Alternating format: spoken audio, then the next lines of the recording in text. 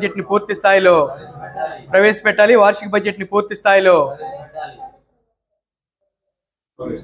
అభివృద్ధి సత్వరం వెంటనే అభివృద్ధి చేయాలనేది తనకు తపన ఉన్నట్లుగా ముఖ్యమంత్రి గారు ప్రకటించారు. కానీ ఈ బడ్జెట్లో ప్రవేశపెట్టినప్పుడు చూసినప్పుడు ప్రధానమైనటువంటి 2 విషయాల గురించి నేను మాట్లాడతాను. ఒకటి, అమరావతి. ఈ టీడీపీ గవర్నమెంట్ ఇంతకుముందు అధికారంలో ఉన్నప్పుడు కూడా బీజేపీని సపోర్ట్ చేసింది. ఇది రాష్ట్రం 2గా చీలి తెలంగాణ ఆంధ్ర విడిపోయినప్పుడు టీడీపీ గవర్నమెంటే ఉండింది. అప్పుడు కూడా బీజేపీని సపోర్ట్ చేసింది. కేంద్రంలో బీజేపీని సపోర్ట్ చేయడం ద్వారా లబ్ధి పొందొచ్చు రాష్ట్రానికి అనుకుని ఆశించుండొచ్చాయి. కానీ అప్పుడు కూడా ఆశించిన ఇది జరగలేదు. ప్రత్యేక హోదా ఇవ్వమనంటే ప్రత్యేక హోదా ఇచ్చేది లేదని తెగేసి చెప్పారు. వాళ్ళ అందరూ ప్రత్యేక హోదా గురించి మాట్లాడుతుంటే టీడీపీ వాళ్ళని మాట్లాడకుండా సీఎం గారు అప్పుడు కూడా ఆపారు. చివరికి తెగతింపులు చేసుకుని వచ్చారనుకోండి, అది వేరు. తిరిగి మళ్ళీ ఇప్పుడు కూడా కూటమి ప్రభుత్వం ఏర్పాటు చేసి 3 పార్టీల కూటమి అధికారంలోకి వచ్చింది. జగన్ అరాచకాలు దీంతో పాటు ఎవరి మద్దతు లేకుండా చేయలేవనేది ఒక దేనికి గురయ్యారు డిఫెన్స్ పొజిషన్ అనేది నేను అనుకుంటూ ఉన్నాను. ఇప్పుడు కూడా మోడీ గారు వాస్తవానికి తను అనుకున్నటువంటి మెజార్టీ రాకుండా అస్తమిస్తూ మెజార్టీతో అధికారానికి 3వసారి వచ్చారు. మరి టీడీపీ గవర్నమెంట్ ఏమో ఫుల్ మెజార్టీతో అధికారానికి వచ్చి మోడీ గారిని సపోర్ట్ చేస్తూ ఉంది కేంద్ర గవర్నమెంట్. అలాంటప్పుడైనా తను దృఢంగా నిలబడి రాష్ట్ర ప్రయోజనాలని ముందు తీసుకుపోయేలాగుంటే బాగుంటుంది. కానీ మోడీ గారు తను అనుకున్నదే సాధించుకుంటున్నారనేది నేను భావిస్తూ ఉన్నా. ఉదాహరణకి మీరు చూస్తే అమరావతి మరి రాష్ట్రం 2గా చీలిన తర్వాత దిక్కులేని బికారిలాగా నిలబడ్డాం మనం. అలాంటి దీంట్లో అమరావతి రాజధానికి చెంబుడు గంగ నీళ్లను ఇంత మట్టి తీసుకుని వచ్చి శంకుస్థాపన చేశానని గొప్పగా చెప్పుకున్నారు. కానీ 10 ఏళ్ళైనా ఎందుకు ముందుకు వెళ్ళదు అని అంటే, మధ్యలో జగన్ గవర్నమెంట్ వచ్చింది, అత్యధిక మెజార్టీతో ఉంది. ఆయన మద్దతు అవసరం కనుక అటు ఇటు కాకుండా ఇద్దరి మధ్య ఆయన ఇచ్చేశారనేది నేను అనుకుంటున్నాను. అంటున్నారు అప్పిస్తే మళ్ళీ అది ప్రజల మీద భారం కదా. ఎలక్ట్రానిక్ మీడియా మిత్రులకి ముందుగా అందరికీ శుభోదయం తెలియజేస్తూ ఉన్నాం.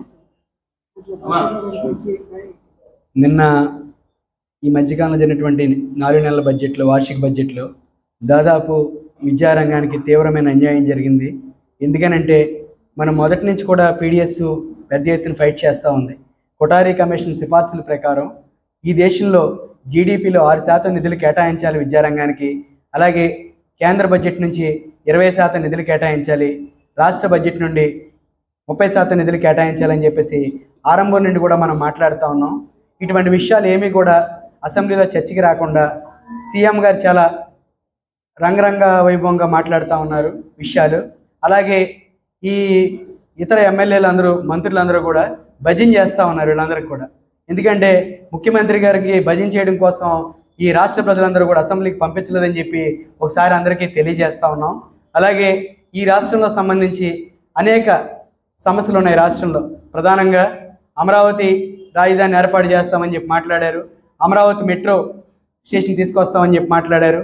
అలాగే విశాఖ ఉక్కు ఫ్యాక్టరీని కాపాడాల్సిన బాధ్యత ఉందని చెప్పేసి రాష్ట్రంలో ఇక్కడ చెప్తా ఉన్నారు తప్ప కనీసం అసెంబ్లీలో ఒక తీర్మానం అనేది ఈరోజు కూడా చేయనటువంటి పరిస్థితి మనం చూస్తూ ఉన్నాం. అలాగే కడప ఉక్కు పరిశ్రమని ఏర్పాటు చేస్తామని చెప్పేసి శిలాఫలకాలు వేస్తూ ఉన్నారు.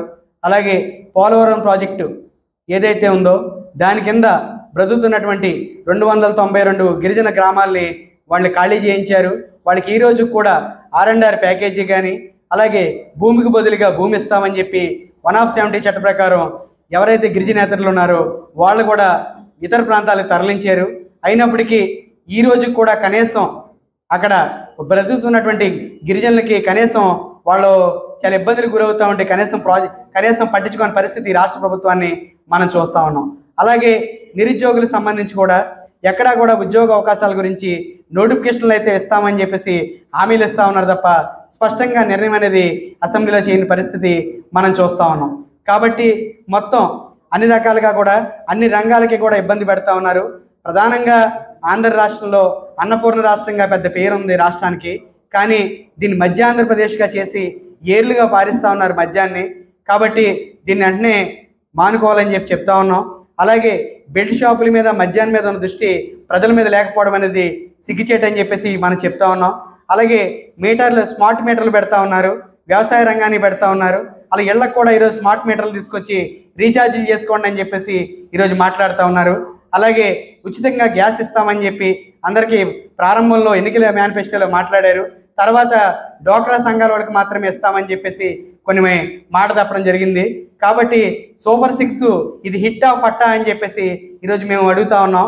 కాబట్టి సూపర్ 6 ఏదైతే ఉందో దాన్ని ఖచ్చితంగా అమలు చేయాలంటే మొత్తం ఈ మీరు ప్రవేశపెట్టినటువంటి బడ్జెట్ ఏమాత్రం సరిపోదని చెప్పేసి మనం స్పష్టంగా చెప్పదలుచుకుంటా ఉన్నాం.